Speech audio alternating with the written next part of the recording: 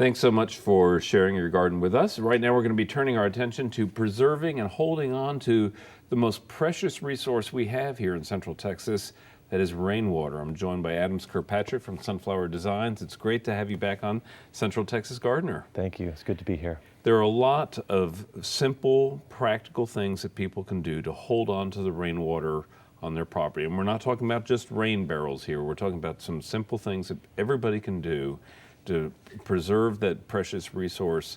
Let's start by talking about just how much of it we're wasting, I think. Well, a lot of it does run off. Yeah. And even on hard packed soil, especially concrete and impervious cover. But we're wasting a ton of water. Too much of it's going away. And I think that the more we can capture on our lawns, the better our water tables get, the better the environment's going to be for the whole city. Sure. And we're going to talk about specific strategies for people that anybody can employ. What's number one on your list when you're talking to a homeowner who's concerned about not just the loss of the water, but seeing her garden go downhill?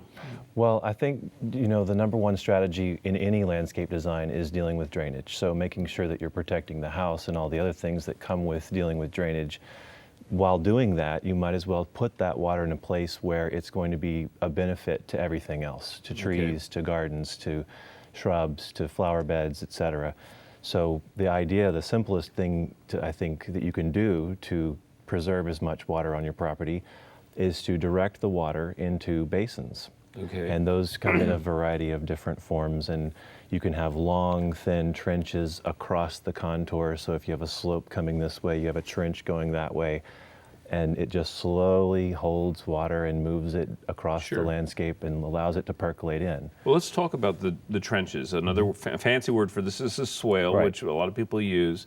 But you dig a trench that's perpendicular to the water flow? Right. Okay. And what do you put in that trench? Well, another important fact is when you take that water out of the trench, so if this is your slope, this is your trench going across it, you put the water downhill so that you have a buffer or a bumper, something to hold that water in the trench. And you can fill that with mulch, you can fill that with plants. Putting plants on the berm as well will allow those plants to put in deeper roots and hold more and more water on your property. Okay, so a swale is the trench, a berm is the dam in a sense. Exactly. Yes, okay. All right, so let's talk about applications here because, I know that you do this on a very large scale sometimes. Sometimes. But a homeowner who wants to do this in their yard, some practical steps for them. Well, I think what's important to realize is that you can visualize very easily from a large-scale project what a berm and swale looks like. Sure. Because they're can big. be 20 feet wide or larger. But the important thing to understand for a small-scale project for a homeowner is that these things can be very small. There can be multiple ripples of them. Exactly. They can be very low. They don't have to even, I have this term that I've come up with, I think, or it may have been spoken before, but an imperceptible berm. The idea that you can't even see it. You could walk over it. You could play soccer on in your lawn and not know that you're even going over one. So just the slightest amount of raising up and the slightest amount of dipping down is going to hold more water and keep it on your lawn and allow it to, or in your garden or in your yard, and allow it to percolate in. These are things we say they're human scale in many cases. Some of the ones that I've done or helped design with bulldozers, those aren't necessarily human scale in my understanding. That it's not something that somebody's going to go out with a shovel and do. Right. Not a whole lot of us can drive a cat. Right. All right.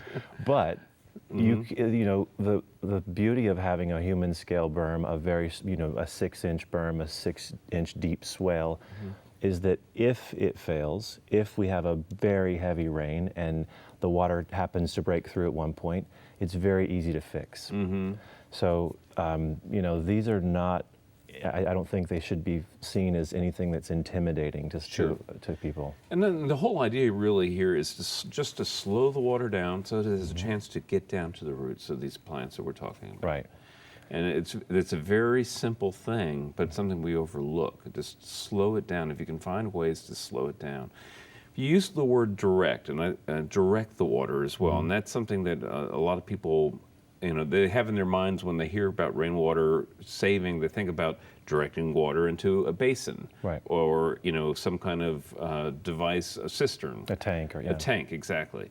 But it can be something that's underground and hidden as well, right? Absolutely. And one thing to remember is when you're doing that, your trees will also hold water. So all the plants in your landscape are going to be holding that water. And on top of that, another strategy to hold even more water in your landscape is to create several layers of canopy. Okay. So having not everybody has big trees, but you can plant them small and eventually you'll have big trees, and you can create a 7-layer canopy forest in your yard or in a corner of your yard. You can fill in various layers. The more canopies on top of canopies that you have in a landscape, the less light hits the ground, the less drying out, the less evaporation. And the more roots, and too. the more roots, absolutely. And Right. all those roots, especially when you plant plants that are of the same guild or of the same kind of, they work well together. Exactly. They're made, they're found in nature in the same areas. Sure. Then those plants, the root systems work harmoniously to hold even more water. Right, right. So that whole thinking about what you're planting from the very beginning is a rainwater saving device as well. And even along the way, I mean, people come into established landscapes, they buy houses, or they are coming into maybe it's not a clean slate, maybe they don't Very have... few people get that opportunity. Right, right, to have a blank slate and Right. to start from scratch. So working with what you have and seeing, okay, I've got some tall trees or some medium trees, and I can plant some shrubs and ground covers around that to complement those other things that are already in place. Well, before we leave the subject of 7 layers here, I just want to give people an idea. You have your large trees. You have what we call understory trees that fall underneath them, Right. medium-sized trees, 15 to 20 foot maybe. Then you have shrubs. And small trees as well. So Right. there's tall, medium, and small trees. Okay. And then tall, medium, and small shrubs. Okay. And then ground cover. Okay. That becomes the 7 layers. Okay, very simple then. Yeah. Okay, all right. So layer it, direct the water, and one of the things about water direction, and you talk about, you have some images of actually formal-looking planters that are acting as swales, and underneath of them there's some basins where you hold the water.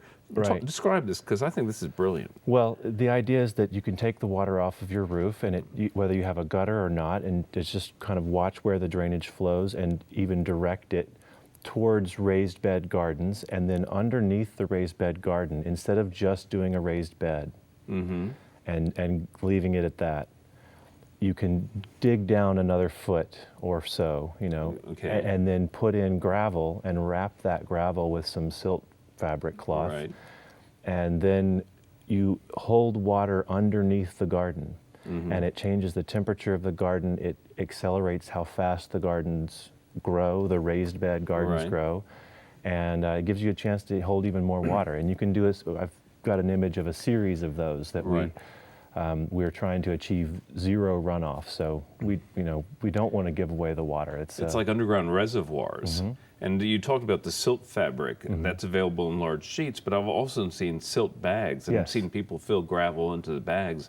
And for a homeowner, that would be an easy way to manage it. Very easy, very easy. And you don't have to do a perfect silt fabric bag and gravel, but Just the gravel alone will... the gravel alone would help a lot. But over time, that will silt up and start to become less of a reservoir. So Right. that's the reason why it's good to wrap, and it's good to wrap those overlapping twice on top, because then all the silt that comes down falls off on either side, and Right. And that whole idea of creating reservoirs plays hand in glove with the idea of rain gardens, correct? Sure, yeah.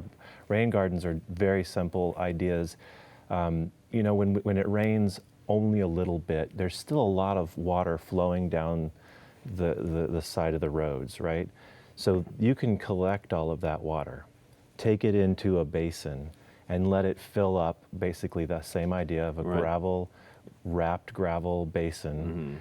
And then as that fills up, have an outlet so that it goes right back out to the street when it's full. And 9 times out of 10, when we have light rains, nothing's going to leave that. Right. And then, of course, you want to plant that with plants that can handle being dry because they're on top of a gravel reservoir. Right. And then also can handle being flooded. And there are great plant lists available for those kinds Absolutely. of gardens, right?